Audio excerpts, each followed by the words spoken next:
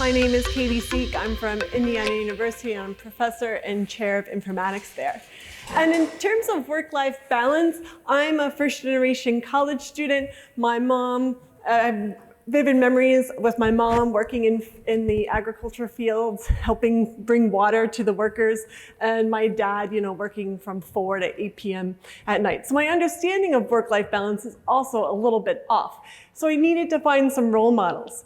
And I got to go to Grace Hopper one year, and Dame Steve Shirley, if you don't know about her, she worked in the 1960s. She created a company where she primarily hired women who had dependent care responsibilities for coding. Amazing.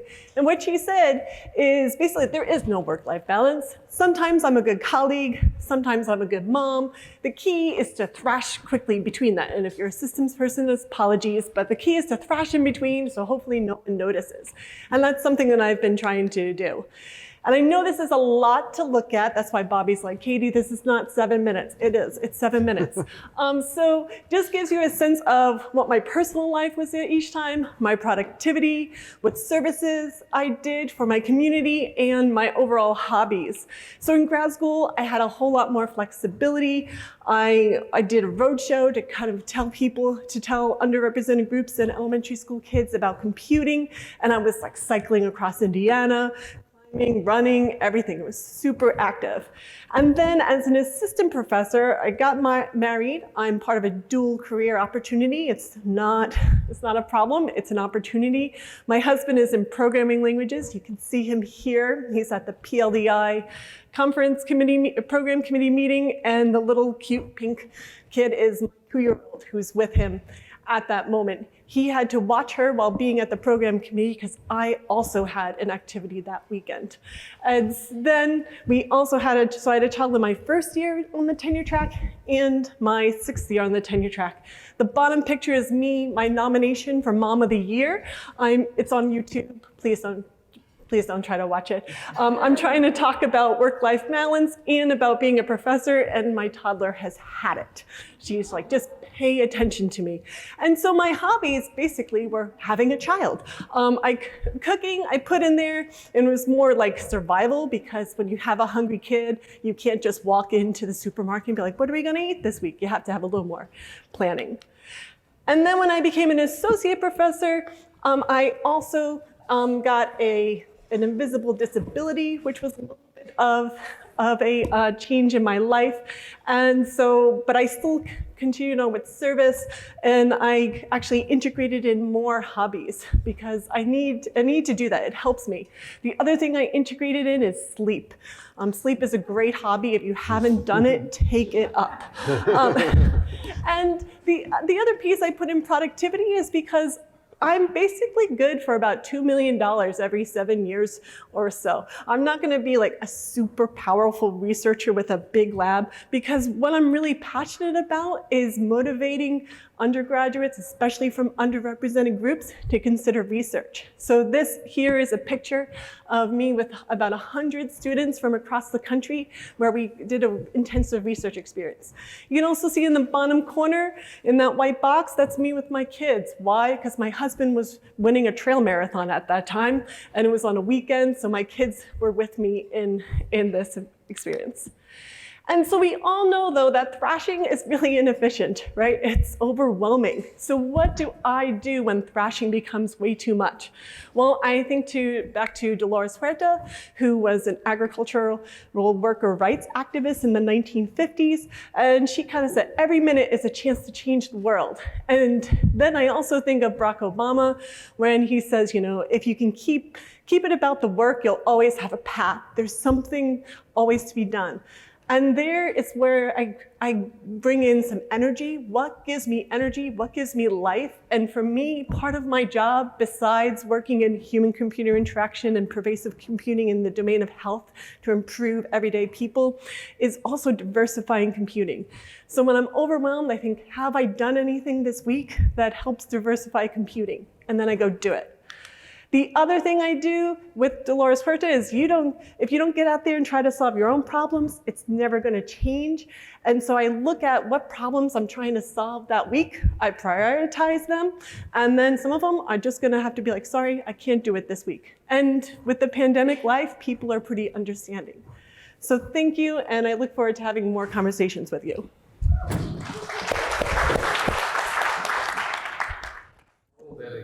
Following Katie, right?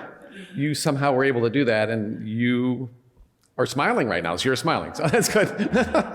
I also speak too fast. Liz Bradley has been telling me this for a decade. There's a lot to be said here, because we love speaking with you. We love giving you our perspectives and our advice. It does feel like drinking from a fire hose, I'm sure, so hopefully you can internalize some of this. I wish I would have had the same advice that you've heard today when I was at your point in my career. That would have been really, really valuable. I guess I learned it through the School of Hard Knocks. Let me just go forward. All right, so I'm Dan Lopresti from Lehigh University. Balance has got the 3 question marks because we're not really sure how to do that. Life has got 2, work. I think we all know the work part pretty well. In fact, all the other panels today have been how to deal with various aspects of your work, how to do your work better. And this is the one case where we actually mentioned the word life, because you should have a life in there. Some of the things I'm going to say have already been said like several times. It's pretty hilarious. Some of the sentences were said exactly by someone else on an earlier panel. I think you should take that as a sign that an extra sign that that's particularly important for you to keep in mind. If it's coming up in different contexts on different panels and someone's saying the same thing, that's really, really key. So keep that in mind. Everyone's life experience is unique. I think someone actually said that earlier today. I forget who it was. Collect samples and generalize, right? So today you're collecting a lot of different opinions, actually a lot of the same opinion repeated, but then some different opinions as well. I didn't hear too much disagreement, but if you get disagreement, that's great too. Diversity is certainly makes life much more interesting and much more valuable. And generalize. And then this is my key message, which you heard a whole bunch of times already. Seek out mentors to help make you own decisions. And I want to emphasize here that mentors, you don't just have one mentor, like the person was assigned to be your formal mentor. I mean, that's great, but mentor is anyone that you interact with who has had an experience that would be valuable to you. So it could be someone in academia, if you're in academia, someone in industry, someone from a completely different profession. If they've got advice that's useful to you and they share it with you, that's a mentoring relationship. If you're at a conference giving a poster and someone comes up and talks with you for 20 minutes, you might not call that mentoring, but that's what you're getting. You're getting good advice in that fashion. So don't be too rigid about this notion of mentor. Be sure to ask a lot of questions. Throughout my career, I've asked lots and lots and lots of questions. What do you think about this? I'm in this situation. What should I do? What would you advise me to do? So yes, your formal mentor will come and bug you and say, how you doing? But it's really also incumbent on you to ask those questions, to be open. It's never bad to ask questions. You might, when I was younger, it was like, oh, I'm going to reveal I'm naive about something. I shouldn't be asking this question. Well, in that case, maybe you don't ask your department chair. You ask the right person, right? And I don't think anyone has ever told me you should have known this, right? So I was always embarrassed I didn't ask more questions. We're in a naturally stressful position here, whether you go to academia, whether you go to industry, there's different kinds of stresses in different places. There's no way to avoid that stress, right? That's sort of the profession that we've chosen. There's going to be natural stress. We are very, very lucky. You might have family members or colleagues who are studying in other disciplines where literally there are 5 open faculty positions across the entire country. You can imagine, 200 PhDs, 5 open faculty positions. You can imagine how much stress there is in that particular discipline. We are incredibly fortunate that we have many, many options. So, as much as it is natural to worry about failing, I would encourage you not to worry about failing, right? Hard to do that, but it helps make things a little saner. My life story, unique like all of yours, a little bit generalizable. I raced through college. I felt I was racing through college. I raced through grad school, 4 years at Dartmouth, 4 years at Princeton, directly into my first tenure track job at Brown, no postdoc, right? So that's pretty quick. It seemed like a race at the time. Then, life happens, right? I got married while I was at Princeton. That was good. That wasn't too much of a difference. That worked out pretty well. Then, started my first real job bought a house, had a child, all within a span of about 1.5 years, right? Seemed like it was going to be easy at the time. It turned out that was like, oh my gosh, this is like, and the house I got wasn't a great house. It needed some work. I learned how to be handy, right? Worried about that, obviously. My daughter was born on the day of the final exam for my class. And I'm going to say this publicly, maybe I shouldn't be saying this, but so my wife went into labor at 2 o'clock in the morning, and my final exam was at 8 o'clock in the morning. And at that point in time, there was no one I could call on to go give the final exam for me, right? And I didn't think enough to prepare someone saying, if this happens, because we really weren't expecting it at that point. So drove my wife to the hospital. It was clear it was going to be a while, and the doctor's saying it's going to, this labor is going to take quite a long period of time. So I'm going to sound horrible here. I actually left her in labor, went, gave my exam, drove back to the hospital. They were pretty close in Providence, and she gave birth like that night. So I was still there for 8 or 9 hours of it, but she doesn't bring that up too often. She could, right? She could. Then, because Brown used a certain schedule, that final exam every year from that point onward was on my daughter's birthday. It's like, I know. So those are the kinds of things you have to sort of cope with and smile and do your best. Now, here's the really relevant financial pressures. So, at that point, Providence has gotten expensive. There are a lot of people from Boston coming down. It's expensive to buy houses in certain parts of the country. A lot of financial pressure, a lot of stress from that, paying the bills, worrying about tenure, obviously. So I would say at that point in time, as invigorating it was, and as wonderful as Brown was, the work-life balance wasn't great.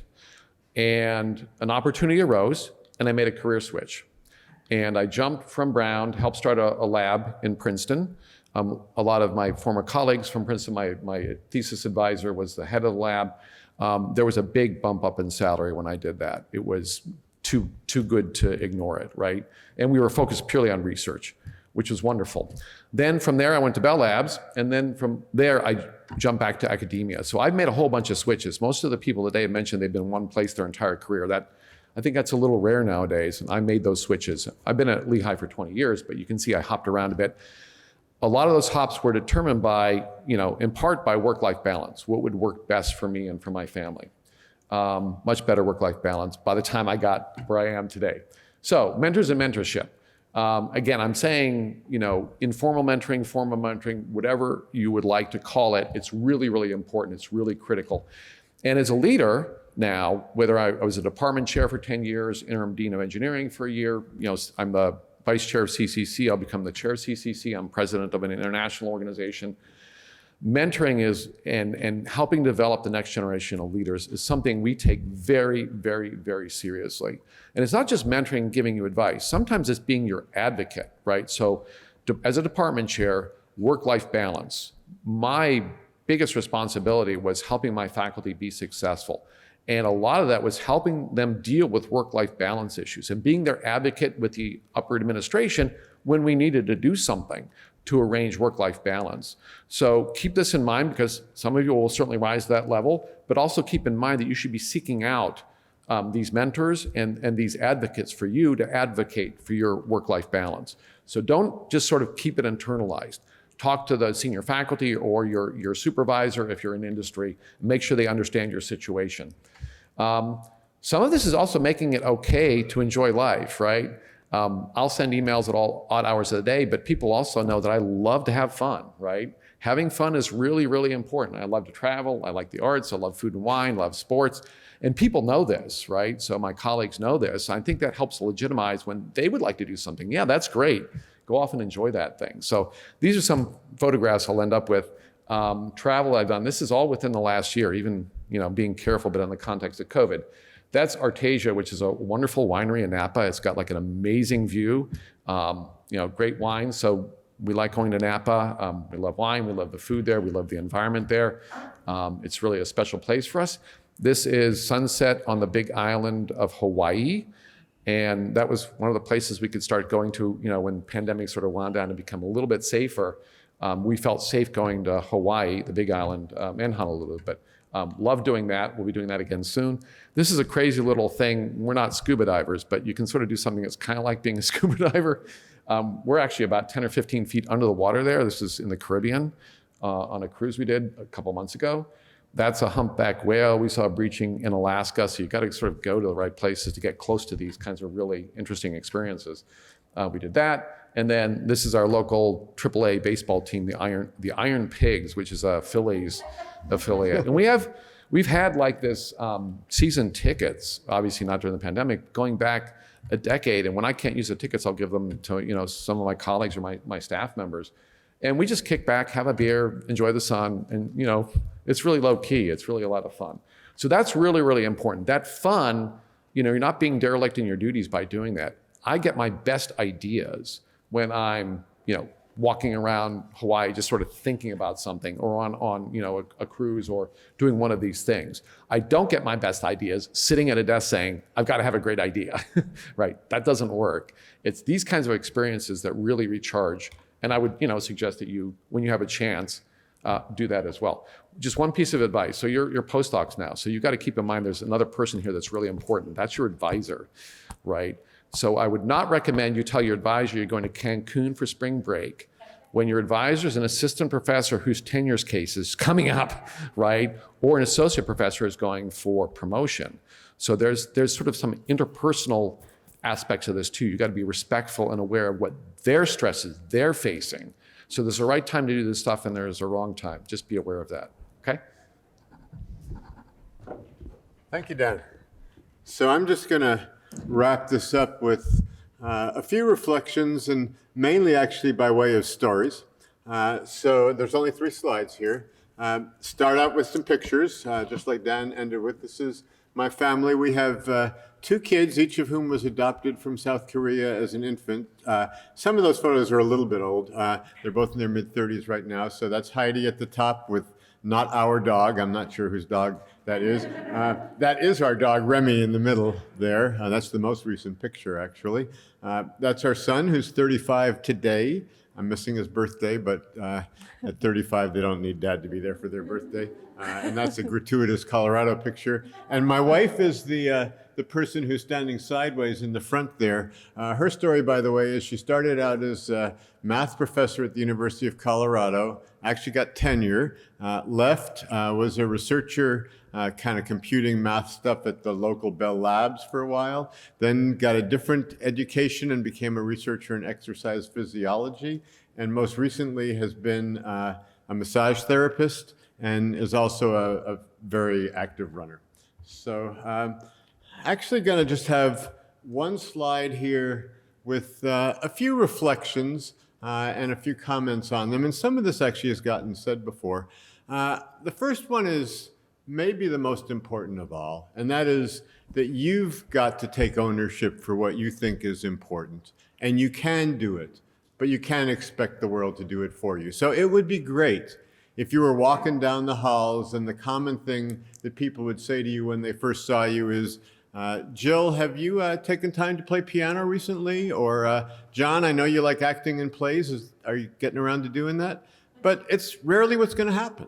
And it's not because they don't care. It's because they think of you in a work context. And they're going to ask you about how your class is going or how your research is going or things like that. So you've got to make those decisions. As I look back on my own career, like a few people you've heard from today, I've had no shortage of leadership jobs, a chair, a vice provost, a dean, ACM CEO for a little bit of time. And so these are busy jobs. And there's 3 things that I kind of made a conscious decision that were always going to be there. One is, and different people will make different decisions, but for me, one was exercise. I mean, I just about always work out at least 6 days a week. And Liz and I saw each other in the gym at 6:30 in the morning yesterday. To me, that's extremely important to just having everything else work. Along with that, for me, it's been healthy eating. I bring my own lunches to work from home. I don't do as much of the work lunches and dinners as some people did. It's a pretty inefficient way to get work done anyhow. And but it's a great thing to do, but it's a trade-off that I've personally made. And the most important one was family. And I think there are very few people in the society who can go and say, I spent every minute I possibly would have liked to with my kids. But, I think looking back on it, it was pretty good. And those were the three. Now, I'm a person with a lot of hobbies, and there were definitely compromises, and I'm not sure there was a plan either. If I look back, I realize that every year since I got out of graduate school, I've planted and taken care of a garden. So I guess that had a priority for me. I'd always get around to doing photography, and there's a whole list of other hobbies, whether they're woodworking or fishing or playing the guitar, or a lot of other things that I definitely haven't gotten as much time for as I would have liked to. The second one I think has already gotten hinted at. There is a little bit of a disease in our field where people like to say, oh, I worked 60 hours last week. And the next person says, I worked 65, and goes from there. There's a whole difference between how many hours you worked and how productively you worked. Dan just alluded to that. And so a little story here, and this goes way back. When I was an undergraduate, there actually weren't computer science majors yet, but there were computer science courses, and I was taking one.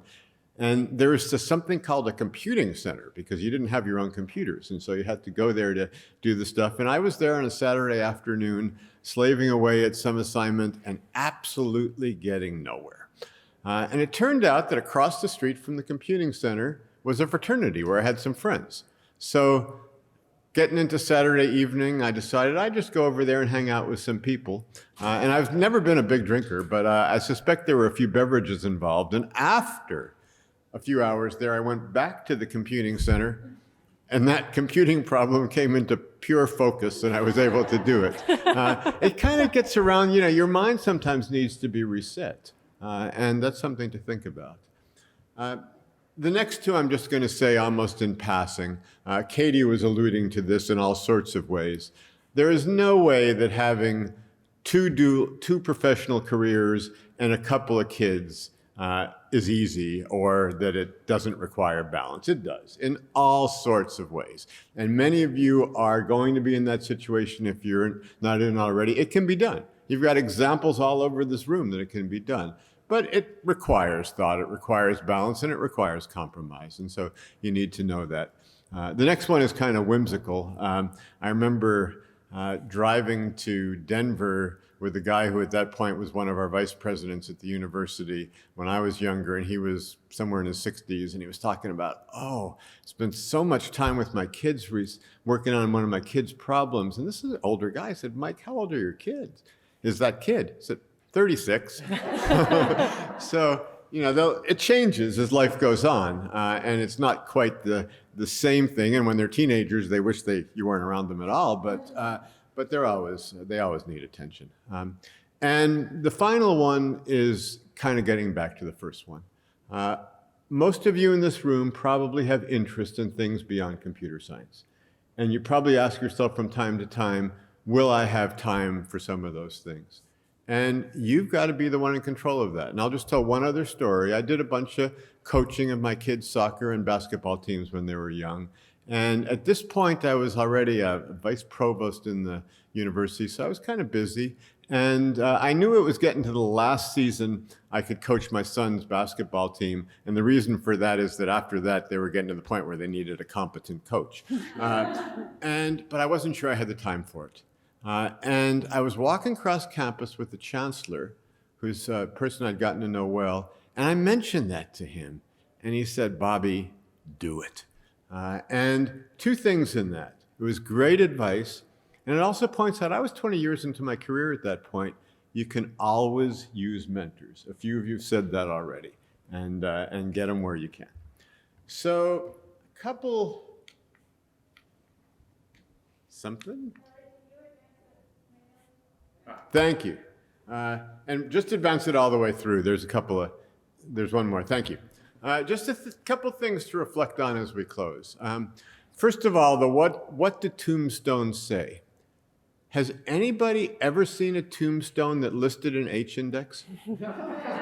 Actually, that's an unfair question because I haven't been around that long. So I'm going to put out a personal challenge. If you ever see a tombstone with an H index, email me and I will make a nice contribution to your favorite charity. But, it's not what they say.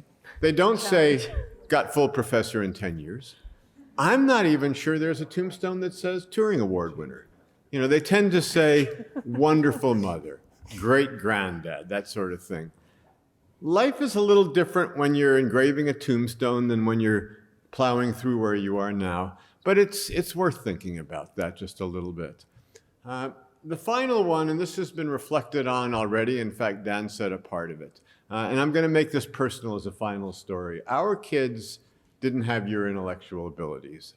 School was a struggle for them, and we actually worried legitimately for both of them whether they would make it through high school. For one of them, she made it through pretty well. For the other, made it, but I'm not sure about the pretty well part, and that was as far as made sense for either of them to go. So now I look out at this room, and I venture that every single one of you graduated from high school unless you were so precocious that you just kind of skipped the last year and went straight to college. And it gets better. You're all college graduates, which already puts you ahead of a lot of people. But, you know, it gets a little better than that. Not only do you all have PhDs, as Dan was talking about, you have PhDs in an area where you're almost assured to have meaningful work for the rest of your lives, regardless of how whatever you're aiming at right now works out, and work that'll keep you and your family in a very healthy economic situation as well. And yet, somewhere in the next 5 or 6 years, you'll all be in a point where you're absolutely fraught about tenure or the next big grant, or am I going to get into this really prestigious conference? And that's all important stuff, but it is worth thinking about that if life were an ice cream sundae, you're not worrying about the ice cream. You're not worrying about the toppings on top of the ice cream. You're not worried about the whipped cream on top of the toppings. You're worrying about the cherry that goes on top of the whipped cream, that goes on top of the toppings, that goes on top of the ice cream that's in the bowl. So every once in a while, it's just worth sitting back and realizing that.